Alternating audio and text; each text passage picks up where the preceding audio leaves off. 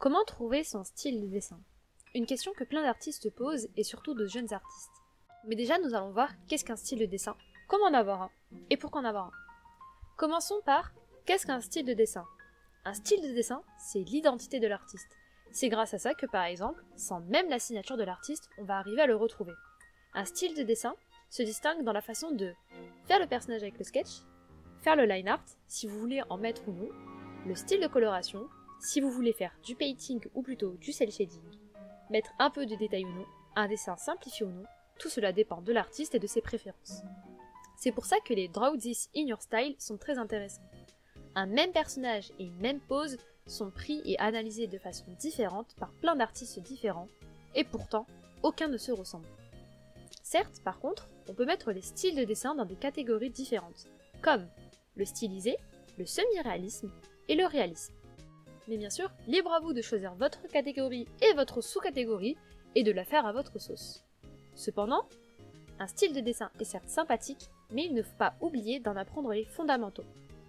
Prenons un exemple, Tibi Choi, une artiste professionnelle qui a travaillé chez Riot, qui connaît les fondamentaux et qui choisit elle-même de représenter sa réalité à sa façon. C'est de là où naît son style de dessin remarquable. Elle a représenté à sa façon une réalité qu'elle connaît. C'est comme ça que ses dessins, qu'ils soient stylisés ou non, ne sont pas faux. Pour savoir d'histoire de la réalité, il faut d'abord la représenter. Maintenant, on va se dire, mais à partir de quand je vais pouvoir arrêter d'apprendre les fondamentaux et commencer à cultiver mon style? Eh bien, je dirais que la réponse est jamais. Car on peut cultiver son style et continuer à apprendre les fondamentaux. Par exemple, j'ai déjà appris à faire de l'anatomie, mais pourtant je continue de m'en entraîner, car il y a tellement d'informations sur le corps humain que je finis par oublier. Et c'est pour ça que je continue encore et encore et encore à m'entraîner, car je ne peux pas me souvenir d'autant d'informations. Surtout qu'en dessin, on a tellement de choses à apprendre qu'il est toujours bon de s'entraîner et de faire des sessions pour se perfectionner, car on n'arrivera jamais à la perfection. C'est pour ça que, en essayant de se perfectionner, c'est là où on arrivera à s'améliorer. Il n'y a pas de fin de jeu au dessin, on va tout le temps s'améliorer. Peut-être parfois on va prendre un virage à 180 degrés et faire quelque chose qu'on détestait, mais pourtant il faut toujours s'entraîner encore et encore pour découvrir des choses que certes on avait déjà découvertes, mais surtout qu'on avait peut-être oubliées. Maintenant, comment avoir un style? Pour avoir un style, il faut juste copier.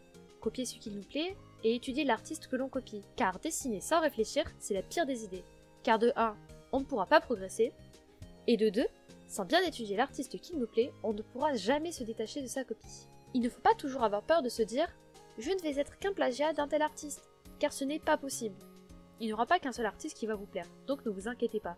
Et surtout que même s'il n'y en a qu'un seul, vous n'avez pas eu le même vécu, vous n'avez pas consommé les mêmes médias, et inconsciemment, d'autres artistes vont vous influencer. Vous n'êtes pas obligé de copier qu'un seul artiste. Il est toujours bon d'avoir plusieurs artistes en inspiration pour vous aider à développer votre propre style et pas seulement une simple contrefaçon d'un autre artiste. Par exemple, j'aime beaucoup le dessin semi-réalisme de Wayno Cellar et de J.C. Leyendecker, les compositions de Nolan 707 et de Zinshin, ainsi que le style de coloration de Muran Zelix. Et il y en a bien d'autres. En les copiant un à un et en les analysant, je pourrais me créer un mix de leur art pour y créer le mien.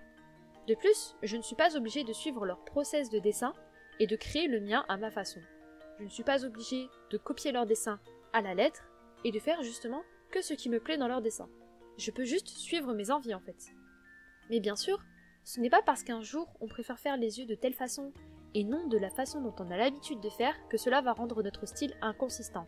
Au contraire, cela nous préservera du same face syndrome et donc, grâce à cela, de créer de la variété dans notre style de dessin. Et c'est en testant plein de choses que nous allons pouvoir faire évoluer notre style et de faire ce qui nous plaît. Et pour terminer, pourquoi avoir un style de dessin?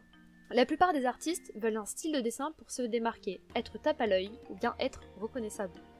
Savoir notre identité est bien, mais il faut savoir que notre style viendra au fil du temps et naturellement grâce aux médias que nous consommons. Par exemple, en artiste, on a Parallel, qui est un artiste très très fort, avec un style vraiment tape à l'œil. Dès qu'on le voit, on sait que c'est lui. On peut voir qu'il y a beaucoup de similarités entre ses dessins, et c'est là où on se dit, ok, quand je vois cet artiste, je sais que c'est lui. Mais maintenant, est-ce qu'il faut chercher un style à tout prix? Eh bien, je dirais que la réponse est non. Personnellement, je préfère améliorer mes fondamentaux en dessin en même temps que de faire évoluer mon style que de me conforter dans ma zone de confort. et surtout je n'ai pas envie de ne pas progresser et de me retrouver frustrée car je n'évoluerai pas aussi vite que si je prenais des risques en faisant autre chose que des dessins de personnages par exemple. Ceci n'est que mon humble avis bien évidemment, mais posez-vous la question. Est-ce que je préfère rester dans ma zone de confort et de ne faire que des dessins pour les poster sur les réseaux sociaux et de faire tout le temps la même chose, ou alors je tente d'en apprendre plus sur les fondamentaux et au risque de ne pas tout le temps faire de jolis dessins, je m'améliore et j'explore des choses qui me plaisent. Pour conclure, trouver son style de dessin se résume à 2 points très distincts. Connaître ses fondamentaux et explorer des styles de dessin différents en s'amusant. Le dessin n'est pas une corvée, mais il faut toujours trouver une façon de s'amuser en apprenant à dessiner, car sinon vous n'aurez rien compris au dessin et surtout vous ne prendrez plus de plaisir à dessiner. Sur ce, merci d'avoir regardé cette vidéo. N'hésitez pas à liker, à vous abonner et activer la cloche pour ne pas rater mes prochaines vidéos. Rejoignez mon Discord pour partager vos dessins et poser vos questions en live. Sur ce, bon courage et à bientôt!